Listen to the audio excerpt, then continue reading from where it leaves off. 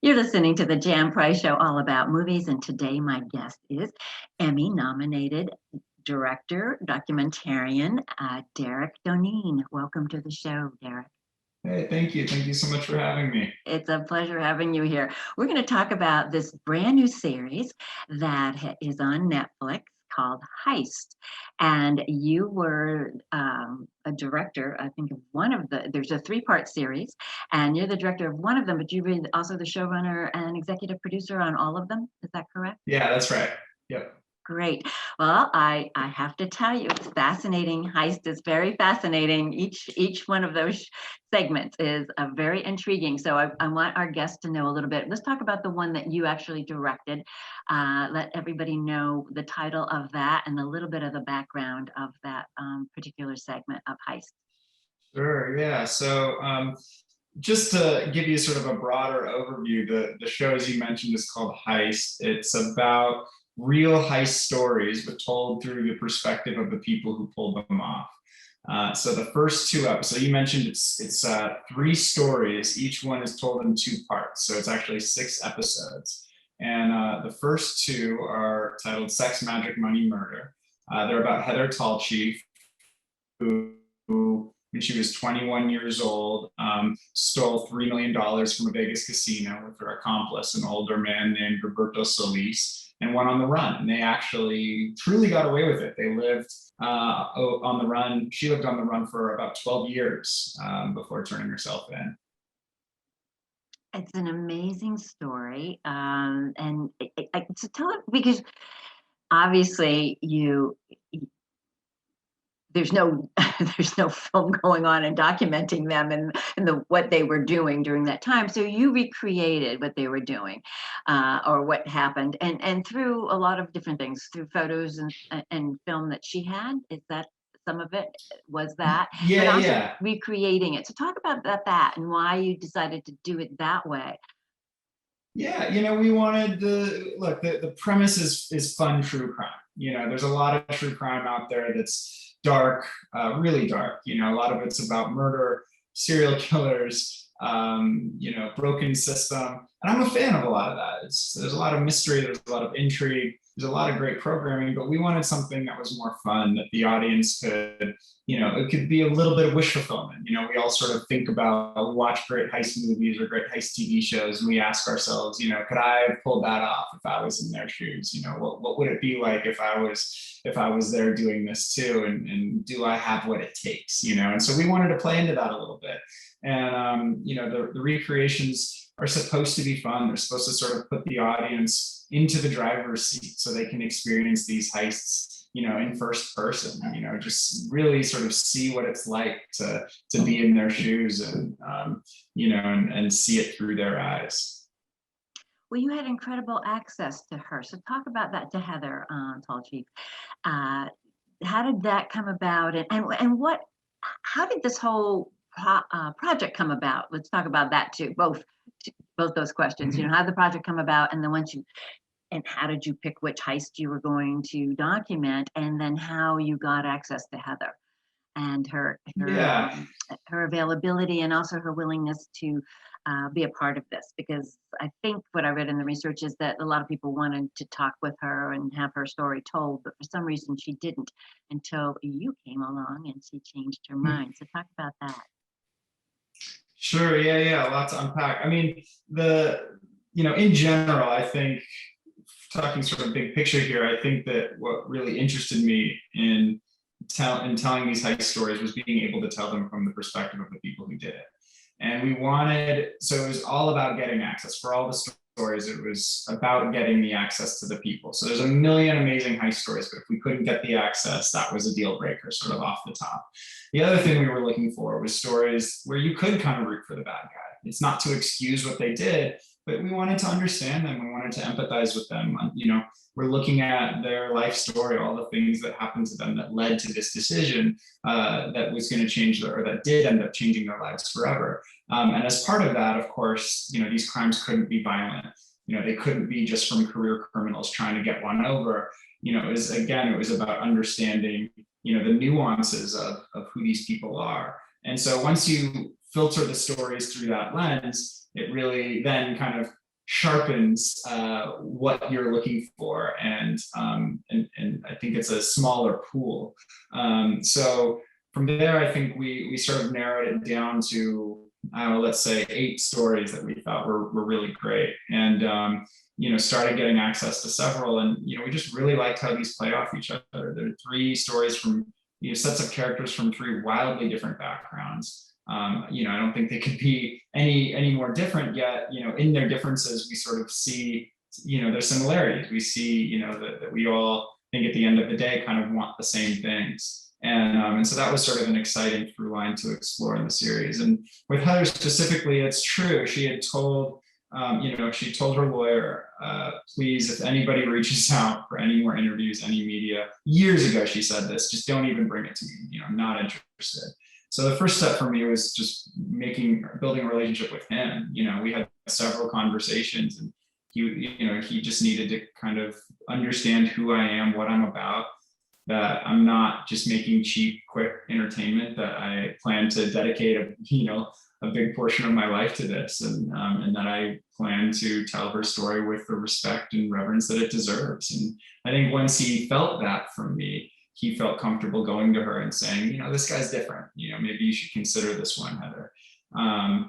And so I started talking to her. We had several conversations, and then I flew out to meet her. And we met on two occasions, I think, before she finally agreed to do it. And that's, with all of the films, all the projects that I do, that's a crucial step, just building that relationship, earning that trust, being open myself, being vulnerable, so that they can see what I'm about and they can trust me. And once you do that, once you build that rapport, then once the cameras are rolling and you're there with your crew, hopefully at that point they're more comfortable opening themselves up to you, and and that's when you get that level of candor that makes the show or the movie really interesting.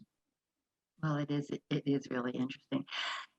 Heather herself decided, and I love how you did this. I don't know if I should give this away, but chose not to be on camera, and say you chose an actress to portray her, which we do not know until the very end, which I thought was great, because we're all thinking we are watching the actual Heather. And I'm sorry, I hope that's not giving anything away. But why did she, yet you do have her at the very end, her face is blocked out. Why did she choose not to be on camera? And yet, and I just want to say too, the words that the actress speaks are her words verbatim, correct? Correct, yeah. So we shot the interview with the real Heather over 2 days, and it wasn't until we were mostly finished editing the episodes that we then brought in Lisa, who did a fantastic job of bringing them to life, but because we needed to know exactly what was going to be in the film, exactly how it was edited, what the nuances of what's going to stay and what comes out, and how it's performed, and where it fits. So that can really only be fine. I mean, we're tweaking all the way up until the end, so that can really only be finalized once the show is mostly locked. It says we sort of say in the end of the movie, when we reveal the real Heather, and that it was an actress, that she chose to remain anonymous to protect her safety, because her accomplice, Roberto Solis, is still out there. And she thinks he's probably dead, but for her, at the end of the day, I think it just was not worth the risk. She just didn't feel comfortable with having her face out there, having him potentially see her, knowing that she's talking about it so openly. So of course, I love Heather. I love her spirit. I if I had my preference, I would have had her on screen, but I had to respect her wishes there. And like I said, I'm just really thrilled with the work that Lisa did. She actually heard from Heather's sister, Elaine, who's in the film. Elaine reached out to her yesterday after she saw it and said, you captured her beautifully. That feels like my sister. And, and I told Lisa, that's probably the best review you could have gotten. That's the coolest thing to hear, that, from the person who knows her best. So we're all pretty proud of how it turned out, despite, Heather obviously choosing not to show her face. And it was after you had done all the filming that she made this decision, correct? Well, we talked about it early on. I mean, Okay. she was wary about it, and we agreed to shoot the interview, and just and I told her I would do what I would respect what she wanted. But several conversations. But she made it clear early on that she was really wary about her face being on screen, and so we experimented with different things. For a minute we were thinking about some kind of CGI and using her voice, but face mapping somebody else's face. We're thinking about various plans here, but ultimately, just having that real person in the chair that the audience can just see and feel and empathize with, and all of that felt like the right call, and I think it was. Yeah, it works. It does work that way. That definitely does work. Cool. Yeah, You, thank you. you're welcome. You're welcome. But her family went on camera, and her son did. So, how did she feel about that? Because obviously, it's the son of her former lover too. I guess he never met him. Oh, he did early on. I'm sorry, he was there. They did, yeah. I mean, he Yeah, was yeah, in, yeah. he was in Dylan's life for the Right, first, 6 months to a year or so. But Dylan has no memories of him at all, obviously. right. Ultimately it's everybody's personal choice. Dylan, it's not about, is Heather at more risk than Dylan or her father or anything else. It's just that, yes, sure. I mean, you can make the argument that there's a small risk for Dylan too, but ultimately it's his decision to make. I think he felt comfortable with that risk, and as did her dad and her brother and sister, who all appear in the film. They feel comfortable with it. Heather ultimately didn't, and so again, that's her choice. I have to respect it. And, Right. I'm really happy that Dylan agreed to participate. I thought that he gave just a really thoughtful interview, and so it's really I felt lucky that I got to include that. You certainly humanize her. I mean, that's what I like about this whole series is that, um, that nobody's all good, all bad. We all have, again, different shadings and everything, but that she did ultimately what she did, at the end to turn herself in for her son. Mhm. And I thought that, once she had her son, then everything really changed for her, that she had more meaning and purpose in her life. Absolutely. And, Yeah. and it just totally shifted everything that was going on prior to that. And here she was, a young, 20, 21-year-old young woman who was influenced by this older Svengali, it sounds like, in a way, and Yeah. shown love that she had never really felt before. I mean, that's so much of the story too about, um, love. Bottom line, it's all about love. And this story Yeah. is, yeah, Yeah. it is. Yeah, absolutely. That's the first line. That's her first line in the show, I think, coming out of the opening credit sequence. This is a love story at heart. That's what she says. And I love that you're talking about it, because, that was our aim from the beginning, to explore some of these larger human themes. Obviously, you have the sexiness of the heist, you have this fast paced, energetic planning sequence, heist sequence, the getaway, all of that. But, what we wanted to do is also, through that lens, explore some of these larger themes like love, like addiction, like greed, family, motherhood, and so the fact that you're sort of cluing into some of that stuff and talking about it and thinking about it means we did our jobs. You did. You did them well. Thank you. It is, yeah, I was saying this in another interview, but now I mean, I think I've OD'd on TV after last year. So now I hardly ever turn anything on anymore. And Yeah, so when I do, it's got to capture me. It's yeah, got to catch me and make me, really want to watch it all. And This series did. It was very interesting. It truly was. So with so you moved from, you went on. Let's talk about the next one, which you did not direct, but you were the executive producer for. So that was also interesting. yeah. What's the name of that? The Money Plane. The Money Money plan, Plane. yeah, yeah, Yeah. yeah. Yeah, I mean, so Martin, obviously one of my partners on the series, who just won an Oscar for Two Distant Strangers, directed those two. He did an incredible job.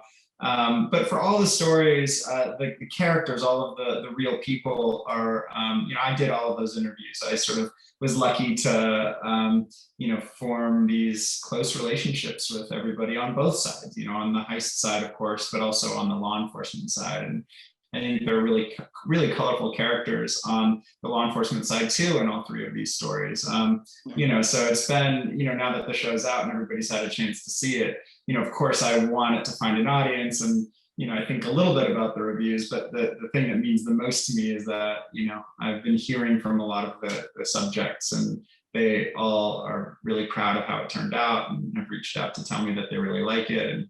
And that's been really special, for me to get that kind of feedback, because that sort of means the most. Yeah, and again, well, basically, when we come down to it, crime doesn't pay. I mean, we know it doesn't pay, Sure. but you just Yeah. reiterate it, but you show it in a different way, and how all of what the choices that each one of these people made. And in all of the series, I'm sorry, I didn't watch the very last one yet, but I did Mhm. watch the first two, Okay. and I will watch the other one tonight. Yeah, good. Yeah, I do want to see that one. It was just getting late, so. Understood. But the fact that they made these decisions and choices, and then they all look back and reflect and go, why did I make those choices? Because look at what had happened to my life because of it. So that is also, I mean, the fact that they're all being very reflective. Not everybody is reflective, Mhm. about their life, period. And many people don't reflect about their lives and don't grow and change and whatnot. But a life well lived is one that, does look back and tries to grow from our life experiences and our choices. And so we don't make those choices again. But what's interesting in that one, in the money plane, talk a little bit about that, about Carl's and why he did what he did. I mean, the reason he did it was a wonderful reason, but the wrong Yeah. reason. I mean, what he did Yeah. was Yeah. wrong for the right reason, maybe. Let's put it that way.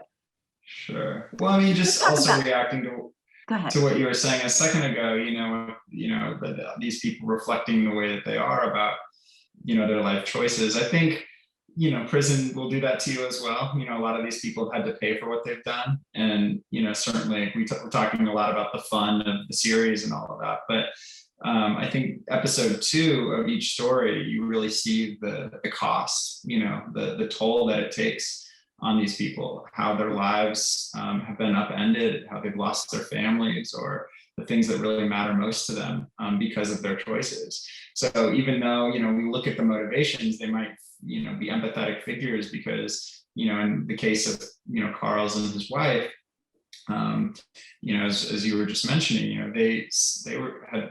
all they wanted was to start a family. He had immigrated from Cuba in search of his American dream. He had a good car. He had met, the woman of his dreams. The last step for him and for them was to build this family, to have kids. And they tried and tried and tried and had multiple miscarriages, and finally gave birth to a stillborn baby at 8 months. You just can't imagine anything more tragic. So he's in this really vulnerable place, and they're trying to adopt, and it's expensive. They're looking at these Russian adoption websites, and they're looking at $30,000 to adopt a baby, and he just can't afford it. And sort of right around that exact same time, one of his friends from Cuba, actually, who's also living in Miami, calls him and says, hey, there's $100 million that comes through this warehouse once a week, and it sits open in a warehouse, unguarded, no armed guards, nothing, no cameras. We can take this money, and for somebody who's just gone through something like that, all of a sudden that prospect sounds intriguing. And so, that central question of, if you knew there was $100 million sitting unguarded in a warehouse, what would you do with that information? That's part of the wish fulfillment of what I was talking about earlier. That's sort of, the fun that we get to play with. But then when you filter it through the lens of everything that Carl's and his family had just gone through, you start to understand how somebody might be pushed to make a choice like that. a tough, it is, it's just the circumstances all just collided at the same time. And again, I'm sure in hindsight, he would go, okay, we'll figure this out another way.